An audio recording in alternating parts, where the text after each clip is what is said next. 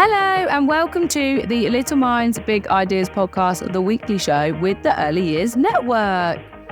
Today we have got what we're hoping to be quite a practical episode for you all. I'm hoping that what we are talking about is going to help you sort of day to day, reinforce information that you already know, or just keep you on the track that you're doing everything right. So today we are going to talk all about physical development in early years.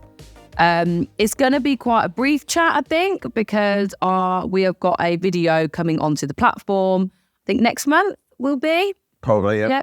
Yep. All about physical development that goes deeper and dives into it a little bit more. So we thought we'd just give you a sneak peek into that. The one's definitely coming this month. I put up a little Instagram post about a couple of days ago.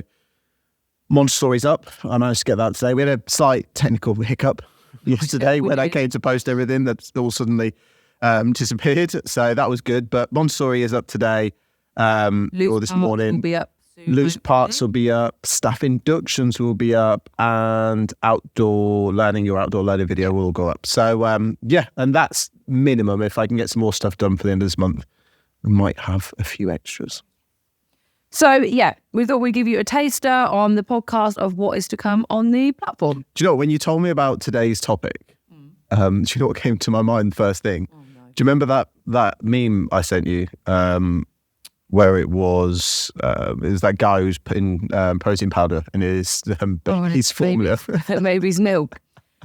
We're not going to be talking about that. So we're not talking about baby's bodily weightlifting today? No, not today. Maybe next time. Anyone watching or on the social media platforms, I would just like to say that I had my network hoodie on first and Ben has just copied. You actually had mine on first. Regardless, I had my outfit picked out first. I brought, can I wear my network hoodie today? I've got Dave filming, be on brand. I didn't go for the white socks, I just went black. And Ben has copied, so I just wanted to put that out there quickly. Friday's staff uniform for the network. Well, Friday is my network day, so yeah. Anyway, we are digressing. So, physical development. Mm-hmm.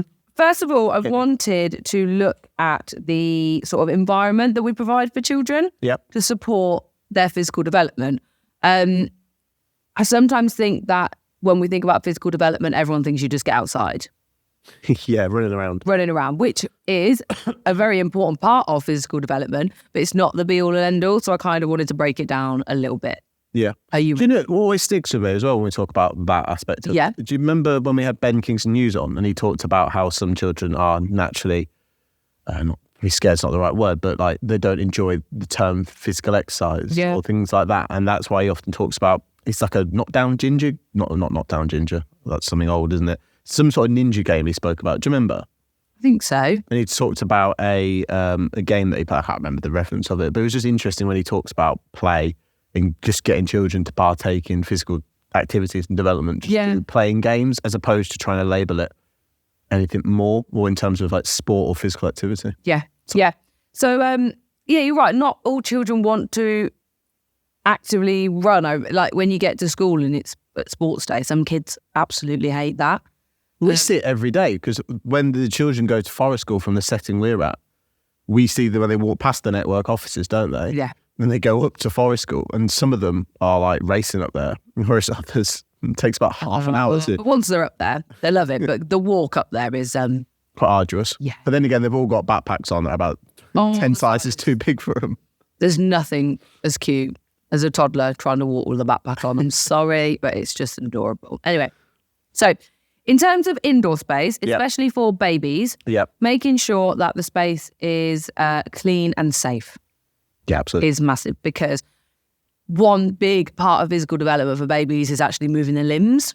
Yeah. And if you've not got the space for them to have tummy time or be exploring and moving their arms and legs in an adequate space around them, it's going to be really difficult for them to develop those fine motor skills, or gross motor skills, and those muscle developments that they need. So if a child is just sat in a bouncer all day, that's not enough space No. for them to stretch and do what they need to do and learn how their body moves. Well, the thing is, it's a tricky one here, because I always use terminology struggle when you talk about a baby and their physical development, because you have to give them the time and space to struggle. Yeah. And now, when I say that, I don't mean you should allow them to get to an emotional level of distress where they are just distressed and upset, because that's not helping anyone. And then you're causing probably damage from an emotional development standpoint. But there has to be a middle ground of not doing everything for them all the time and allowing them to actually physically be challenged enough that if they want something, they've got to put a little bit of effort in and move their bodies. Otherwise, you'll create problems further down the line of, if they never have to move for anything, how would their bones and muscles and everything, the structure of their body, how will have that developed if it's never been used? Yes. No, you're completely right, yeah. Because we have this understanding of adults as, i.e. we go to the gym and over repetition over time, by breaking the muscle down, it then grows back stronger and stronger. That's how bodybuilding and everything sort of works. And the same just for physical endurance and running and everything. You build your stamina up, your lung capacity. Infants are no different. No. That it takes time and repetition of using those body parts. So it's a fine line of allowing them to struggle and not getting to the level of emotional distress. You've skipped ahead. Oh, have I? Yeah, you have. Oh, okay, sorry. You do this every week. Every week I have a system and a process that I want to go through when we talk, and you always jump.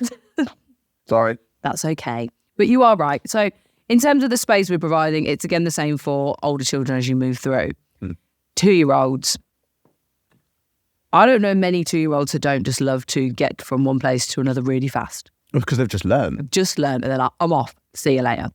It's like a teenager who's just got a car. So it's about looking at the environment that we're providing, and does your indoor environment allow for that for the children? There has to be boundaries in place. You can't run all the time inside. But if a child is got a schema that's they're following, that they're trying to dropping something and then they run after it, is there any harm in them running and getting that to bring it back and carry on what they're doing? So I think it's about looking at the environment and is what you're doing safe for the children? And if all the children are expressing and demonstrating desires to want to run, and we're constantly limiting them and telling them they can't, we should be reflecting upon ourselves and our practice and our environments and going, hang on a second, these children are all showing an innate want to do this. Yes, I understand they can't do it all the time, but if they're struggling and always wanting to do it, are we giving them enough opportunity to actually do it? So if children want to run inside all the time, take them outside. If that's where you're allowing them to run, don't stump the learning. Take it and explain to them, we need to go outside to do this activity. It's absolutely fine. Let's go and do it outside where there's more space and you can talk them through it. Don't just stop that learning because you don't want to go outside. Yeah. But we've got 2 Dobermans, and when they start tearing around the house and everything, it's normally a very clear sign that they need to get out and have a walk, or at least some sort of brain stimulation or something. And I'm not comparing children to dogs, but do you know what I mean? If they're constantly showing a need to let us Baby Doberman is a different cat. She'd get thrown out of nursery by now. Oh yeah, she'd be that. Yeah, she would. Whole thing. Anyway, so that's kind of where we're on with like keeping areas safe. And then I was going to talk about open space, which was kind of really already talked about. And it's having access to open space to run if that's where you're going to allow them to do it. Yeah. Even for babies, open spaces. Don't clutter your baby rooms with loads and loads and loads of stuff. If you've got children who are crawling and learning to walk and things like that, because we all know what those children are like when they just get on their feet and they fall down. I mean, especially their balance, everything, they're learning it. So when there's going to be a lot of accidents, and it's not just going to be at nursery, I'm sure there's all the parents are going to say, yeah, they do it. Their life's at home. It is what it is, but don't clutter your environment to mean that you're enhancing the risk of accidents to happen. Especially if you've not got ample amount of outdoor space, and especially if you've not got ample amount of outdoor space for your babies, you don't want to then suddenly clutter your indoor space and will stop that physical development. Exactly. And that freedom of movement. And one thing I'd also say on that is not just clear the space, put your provision, spread it out, make the child have to work. That sounds awful. Make them have to work for it to get to the different areas. If you just put everything around the baby so they don't really have to move to access anything, they can just lean over. And then if they cry, you're actually going to move it closer for them. Again, we get back to that point of we're not actually, and I'm talking about a stereotypical baby that's got no learning difficulty. Like, do you know what I mean? I'm being very generic here. But separate things out across the room. and challenge them to move across the room and challenge them to, if they want to go play with that aspect of the room, then they have to travel over there. I mean, again, within limitation of, I'm talking generically, you know your children, you know where they're at developmentally, etc., etc., etc. This will apply to some of the older ones more than the young ones who have only just joined you. And in that scenario, we're talking more about care. But as we're talking about physical development, that would be my tip. The next one I've got written down might seem to be a bit silly, but tables and chairs have to be the appropriate size, because it sounds really silly, but actually when you think about it, we know as adults sitting on little chairs all day is really tough. Don't you just hate those meetings in nurseries where you've got to sit on a tiny chair? Chairs. But imagine a 2-year-old sitting on a giant chair. They can't touch the floor. They can't reach the table. They can't do what they're supposed to be doing. It's not going to benefit their physical development. So especially when we talk about eating, they've not actually even learned the skills yet necessarily to hold the knife and fork. So let alone challenging them to do it in an environment, in a situation that's already uncomfortable for them. So it's just reflecting on what you've got and making sure. And if you've got children, we've got a setting where there's a baby that's come up to the twos room, and he's so tiny, bless him. He's so tight, can't reach the sinks. So we're having to get a stool so we can reach the sinks to wash his hands, because it's that next level of independence. But if we don't provide him with something that's going to help him, you've got to make sure he's never going to be able to do it. So it's just about looking about your environment and what you need to do to adapt to those sorts of things. Absolutely. We've touched on it a little bit, but access to the outdoors. A great way to get children moving is to get them outdoors, get them walking, get them running, get them, like Ben Kingston Hughes always talks about, skipping, get them doing all those things that are fun. And the less space you have, the more creative you have to be. More likely you need to be, We have got some activity ideas coming at the end of the podcast, so keep listening out, because I've got some different bits and bobs that might seem really simple, but actually it's good to just refresh and things going. I mean, we've in one of the settings, we've got a piece of kit that this setting moved from one location to another. And so in total, I think the whole thing's about 20 odd years old. And there's a bit of kit, like outdoor piece of kit. I think it's from Wicks or somewhere on the Wicksteed. You're talking about here? Yeah, I know what you're talking about. And it's a piece of kit that has been here the entire time. It must be over 20 years old by this point, but it's still going strong. Needs a lick of paint. It does need a lick of paint. But do you know what? Children have loved it, and it's been around for 2 decades, which is crazy. But the children absolutely love it, because it gives them that freedom to just be able to climb. And that's why the children love the forest school in the summer so much, because they can climb up those trees. And there's something about inherently climbing that children just love. And often within settings when they don't get the freedom to climb, and then they start to look for mischievous ways, as we would probably define it, of climbing, whether it be fences or things they shouldn't be. Tables. Instead of telling children off, we need to be looking at, that's again, we're sort of hitting back on what we talked about earlier. This is their inherent need. How can we provide them it in a safe manner? As opposed to just telling them off for what they're doing. Yeah, exactly. So that kind of leads me on to my next one, is resources. Mm-hmm. Yeah. Are you providing children with a variety of resources that are appropriately sized to promote those gross and fine motor skills? Yeah. And this doesn't have to be the most expensive things in the world. No. Like, I want to get away from the idea of this means, you've got to go spend thousands of pounds on the kit. I mean, to be fair, that unit we've got up there, if you actually break down its yearly cost from whatever it was in 20 years ago, it's actually probably been the most valuable thing we've done. Probably. But it's like you said, if you've not got access to big outdoor things, can we explain to, this would probably be your preschool children, preschool age, or reception age, that we can use the chairs right now to build a bridge? Yeah. We can crawl under them and we can walk on top of them. But when the activity is finished, we sit on them round the tables. It's putting those boundaries in place. And then when the children want to build a bridge, that's great. Let's do it together. Yeah. Use what you've got. If they want to climb, we need to do it constructively. Help them to use the resources you've got. It's not, why can't we sit underneath tables? Yeah. Why can't we crawl? Or even introduce the table as a plaything, put the soft play around it, and that can be the part of the bridge. Yeah. And yeah, absolutely. So I think it's just about looking at, but then it's also those fine motor skills. Please make sure the tables are in an adequate state for the weight of the child. Please, any broken tables, we will not take responsibility for. But then risk assess accordingly. Yes, yeah, please do. Your fine motor resources are going to look different in your baby room than they're going to look in your preschool room. So again, it's just having those resources out and available, but risk assessing, like scissors. Are your children ready to have free access to? I mean, resources become more and more important as children probably get older, because at the baby room stage, obviously they need stuff. I'm not saying they don't, but a lot of it is in terms of just physical movement and them exploring their bodies. I mean, interestingly, when you talk about babies, development starts from the head and then it works itself down in effect, because it's all about that neurological development, and then reflexes, sucking, swallowing, all of that comes next. And then they start to learn how to pull things close to them, swinging their arms about. And that's where that development comes. So at that point, resources are probably more fixated on individuals, like human beings. Like, it's your time and attention that's the key resource, mixed in then with allowing them to explore their space. And then as you get into the twos and preschool, it becomes a bit more needy in terms of like that physical muscle growth and development. Yeah.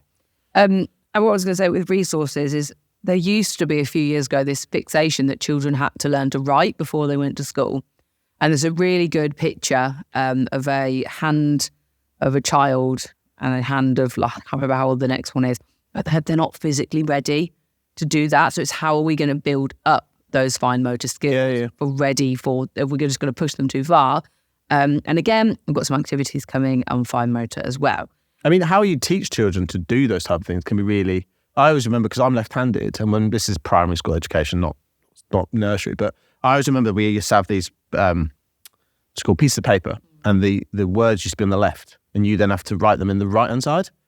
But because I'm left-handed, when I went to write them in the box, I covered them up with my hand. So I now write, and a lot of left-handed people do like that. So this is great for audio podcast. But I write in a way that I can see what's on the left-hand side, because my hand's so high up, and I write almost downwards, if that makes sense. Yeah, you do. So again, that's very specific and very much a primary school thing, but it just goes to show the things you do teach children and the way that you deliver development and lessons does have an impact in ongoing, and even just little minute things. I mean, that's someone deciding that the word's going to be on the left and you write it in the box on the right. Could they have adapted that for you? Yeah, you're right. And then my last one on the environment is us as the adults. I've actually written down educators who encourage children to test their capabilities and modify when needed. So it's like you said, I'm in the baby room. Mm-hmm. Have we got the confidence to let that child struggle a little bit to reach their goal, but not push them too far over the edge? Yeah. It causes the emotional stress in the preschool or twos room. I can't do it.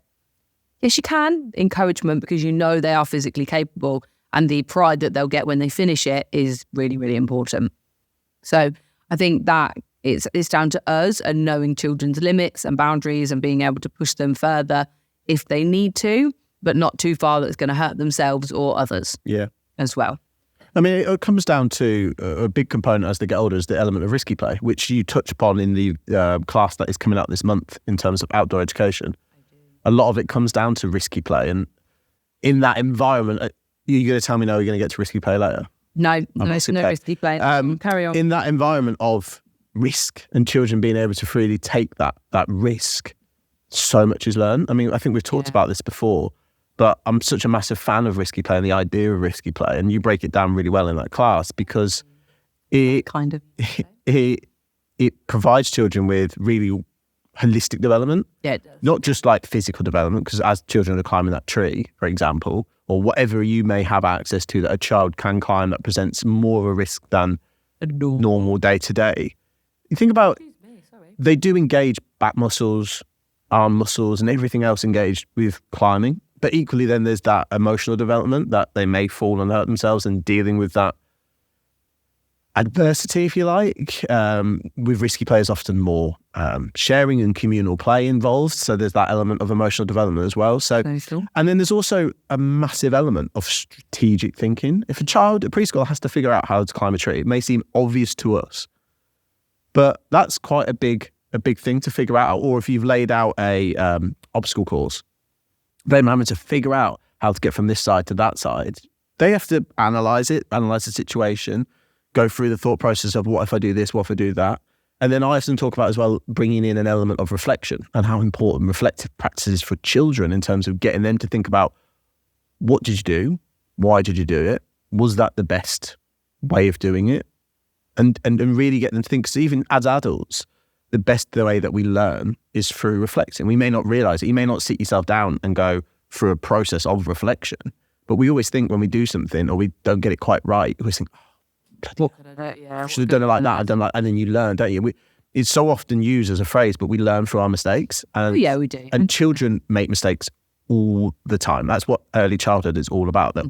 Either they're falling over, they can't do that. As much as we don't label it mistakes, because emotionally that's a very cruel thing to do to a child, because we allow them and we accept them making mistakes.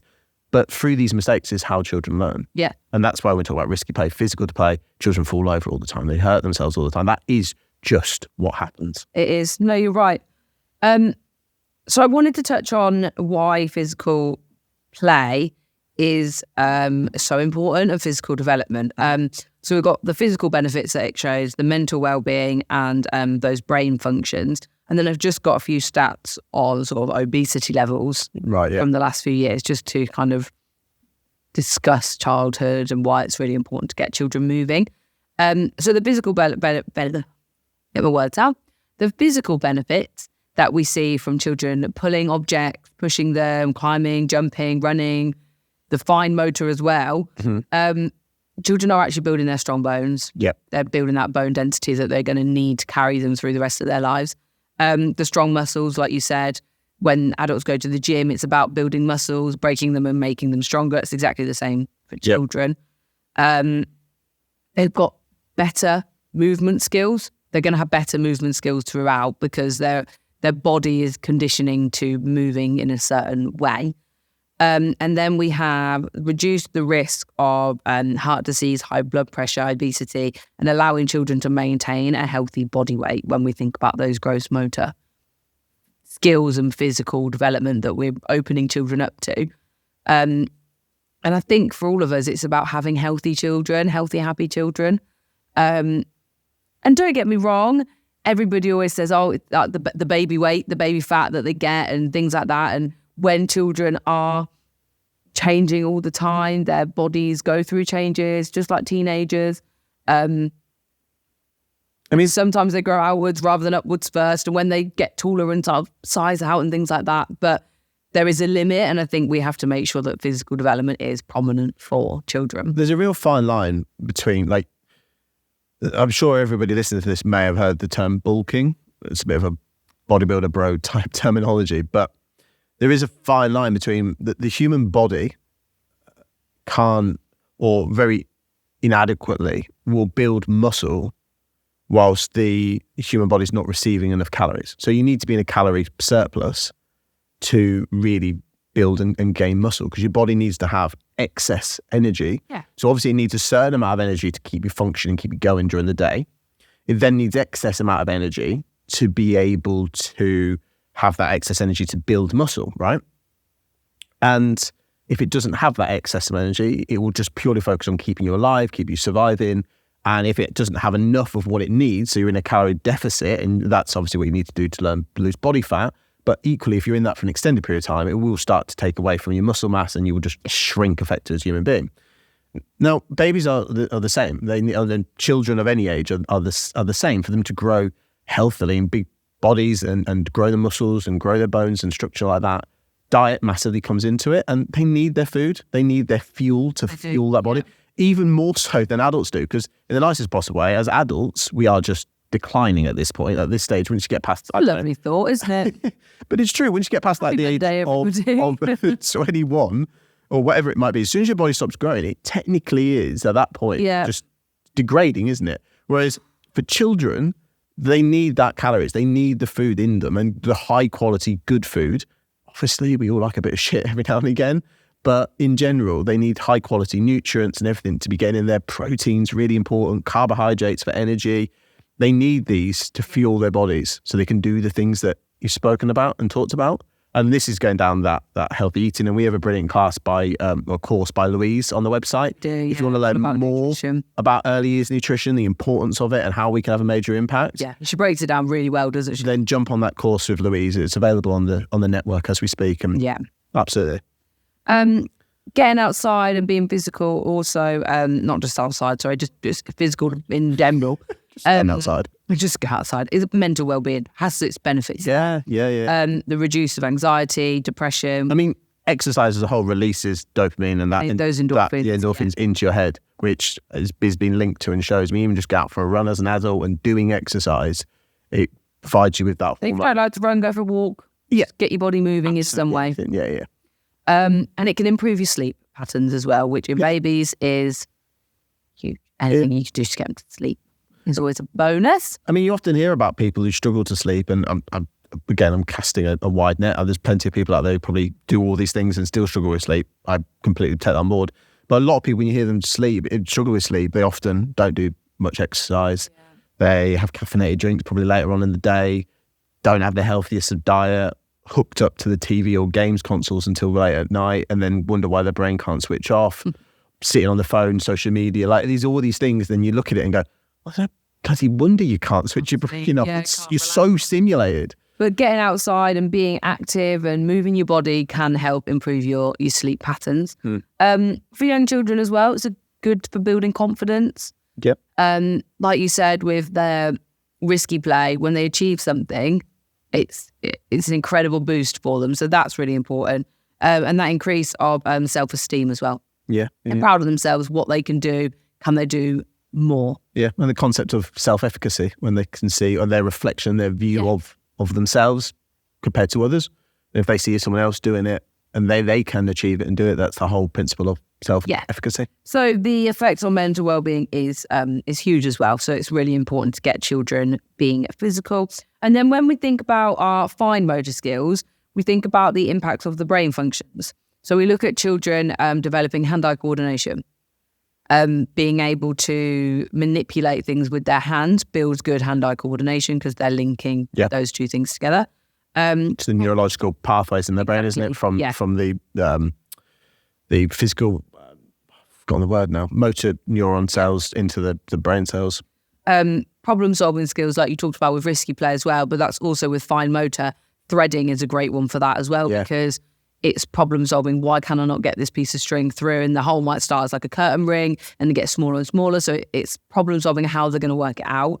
And then stronger attention skills, because if a child has to physically, like using scissors or a knife and fork, their attention is a little bit better because they can focus for longer if they're developing those skills to do so. A lot of this plays on as well the class that I've put up this month with Montessori. And in that I talk about the absorbent mind, the principles of the classroom and the resources. I think, off the top of my head, I think lessons 6 and 7, I cover the environment and then I cover the resources within a typical Montessori. And I mean Montessori's in like the approach, Maria Montessori, not necessarily the commercial body that sometimes you see nurseries class themselves as today.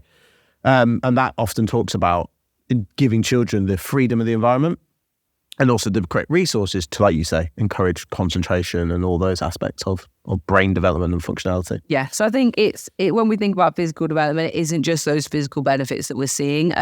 The impact on children's mental health and mental well-being and those brain functions is really important as well. So it's not just thinking, I'll get them outside and run around, even though that's really important. No. What fine motor are we going to do to actually connect those and make those neurological pathways and keep the children functioning and going in a good and positive way? Because in a lot of ways, I'd argue that the skills of the executive function skills of concentration and motivation are probably more important to learn in early childhood than being able to write your name.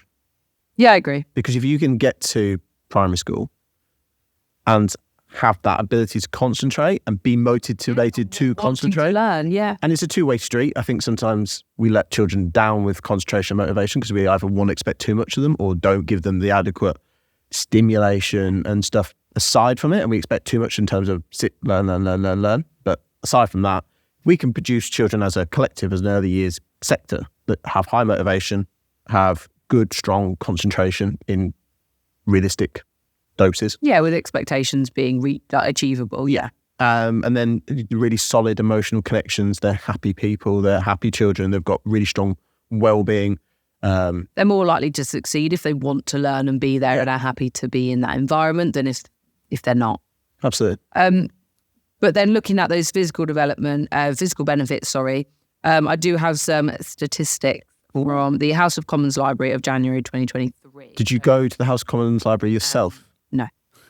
So this time last year. In the 2020-2021 sample that we have of children aged 4 to 5, that's kind of as young as it goes. So our preschool into reception age group. Yeah. The sample due to the COVID-19 pandemic, that obesity levels had increased from previous years, were sat at 14.4% of children aged 4 to 5 were obese.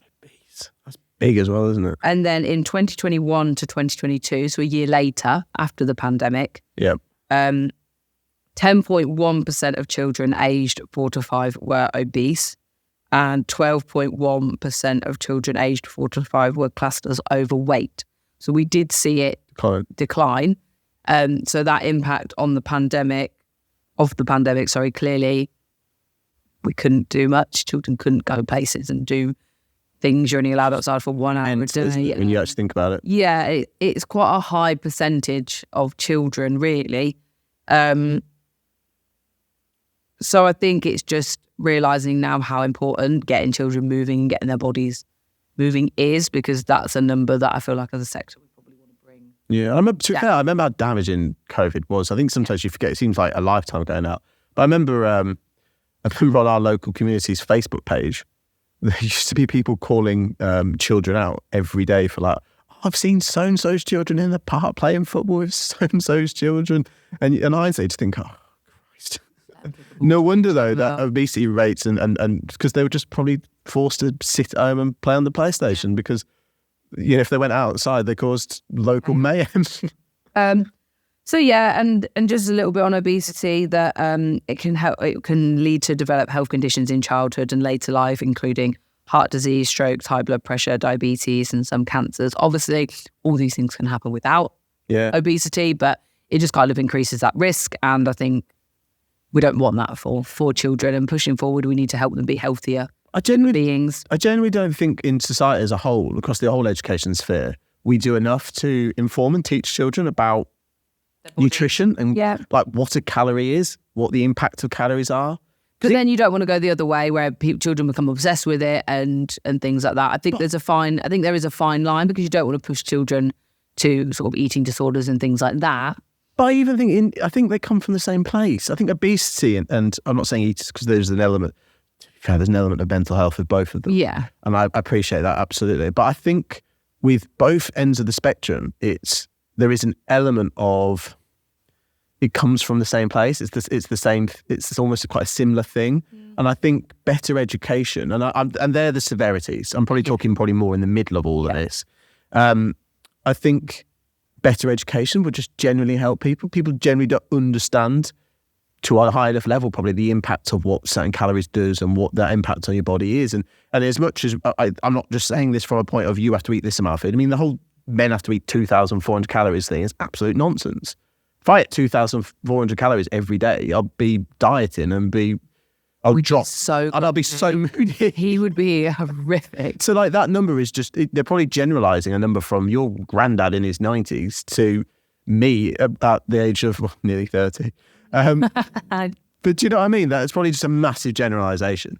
And in reality, that doesn't work. Bodies are all different. Everyone's an individual. Yeah, I think what I wanted to get at was, let's give children the best start, moving their bodies, having an understanding of what they're putting in their bodies, but also making it fun and making it don't pressure it, because that's another thing that children then grow to hate physical exercise and just being part of their everyday. And don't be scared of food. Understand it, respect it, know what it does to your body, know the impact, know what calories are, know what macronutrients are, what carbohydrates does for your body, what protein does for your body. Understand it And we don't provide, and early as it's difficult because that's quite, I'm more talking now probably secondary, primary, but secondary school education. Include these things. Yeah. Talk about it because it's a real thing. It's going to have a real impact. And it's the same like with opening up a bank account and understanding financial things and mortgages and all the things you have to pay. We don't teach children, we set them up to succeed in the world. Yeah, and that's what I mean. In early years, what are we going to do to set them up to succeed and have healthy bodies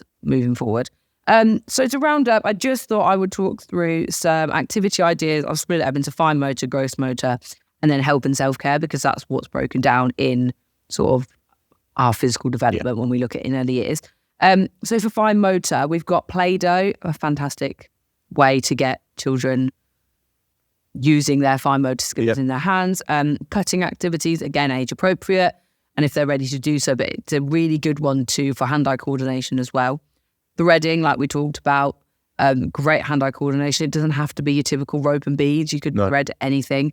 Well, you said earlier, like curtain holes. Curtain rings, those things you can do. Tweezers are a great one. Those big chunky tweezers to move resources around and find them, go outside, do bug hunts, but then you're using all sorts of muscles and fine motor skills as well.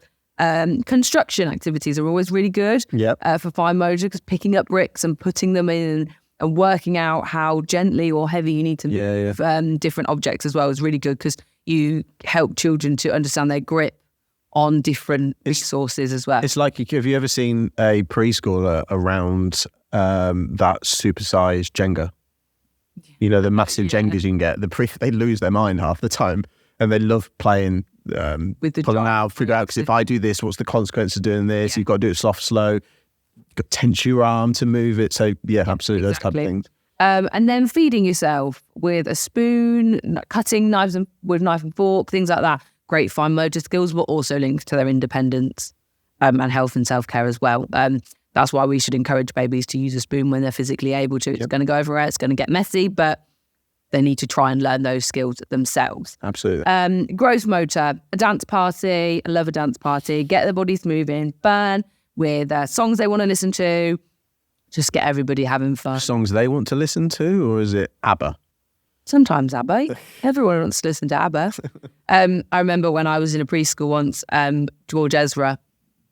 Did you turn up? No, just the song, Shotgun. And now that song just takes me back to being in that preschool room with the CD of George Ezra. Actually, something about George Ezra, because remember when we saw him live at Latitude last year? Shotgun. But do you see the amount of children that were genuinely really excited to see George Ezra? So good. No, but like, it was significantly more than any other actor I've ever seen. And like, there was tons of that little girl with that George Ezra hoodie and T-shirt on. There was so many, like almost preschool age children, just genuinely really excited to see George Ezra. 9 o'clock at night. Yeah. Happy wedding shotgun. By the end of the concert, he'll sleep in those. Yeah, in the little fully things. But I think dancing is a great way. And again, it's good for your mental health. Me and Lucy talked about music and things in the previous podcast. And it genuinely just makes you feel good when you're dancing to something you love. It's good for the team working in the room as well. Have a bit of fun. Everybody do it. You've got running. Again, great way for gross motor skills. Get running around. Climbing trees, we've talked about. Obstacle course again. Wicked. You're doing different things. Get them to build the obstacle course. Get them to move it themselves and lifting and things.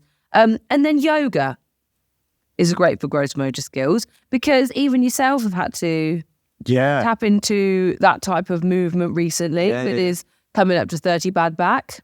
God, it's quite depressing. I'm getting old now. I now have to stretch before I lift anything.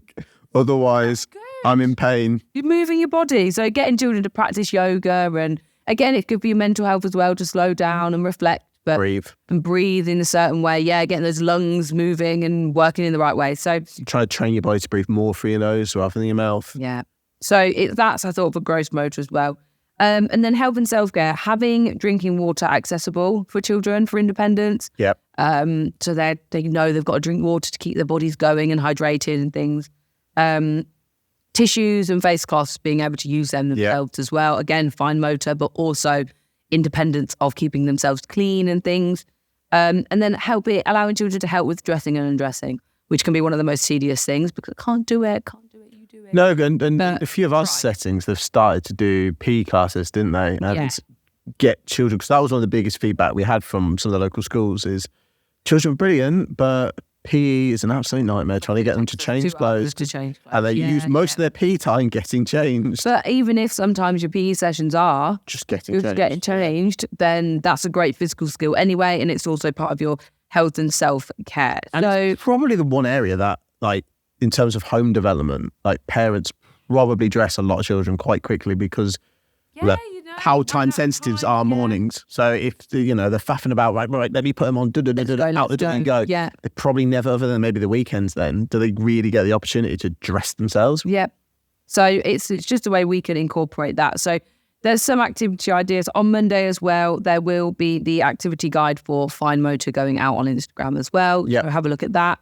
Breaks it down, what you need, how you can do it, and the benefits of those individual activities a little bit more. Beautiful. In depth. And like I said, my class that will cover some of these things plus more is going to be up on the network probably in February. So look out for it. Yeah, but that is physical activity, physical development in early years. Let us know what you do to promote physical development. And that's all. Perfect. Well, that was what we on 41 minutes. Actually well timed for us. Normally we hit the hour mark. I know, normally we just chew your ear off for hours. So apologies, everyone. And if there is anything that you guys want to hear us talk about, any topics, let us know. Let us know, whether it be on Instagram, TikTok, whatever it may be. Just drop us a message and just say, "Oi, can you talk about this for me, please?" I think we'll get to it. Maths and shape, spatial measure has come up. And co-regulation and helping emotions better. I think that one actually might be one we do relatively soon, I think. Yeah. Because I've got a class coming up on co-regulation, so it'd be nice to tie it with a little bow. Yeah. So I hope you have enjoyed this this episode of the podcast. It's quite nice to talk about something really practical that people are doing every day and get some activity ideas out there for everyone. So hope it's been beneficial. And we will see you in the next one. We will indeed. See you later. See you later, guys. Bye.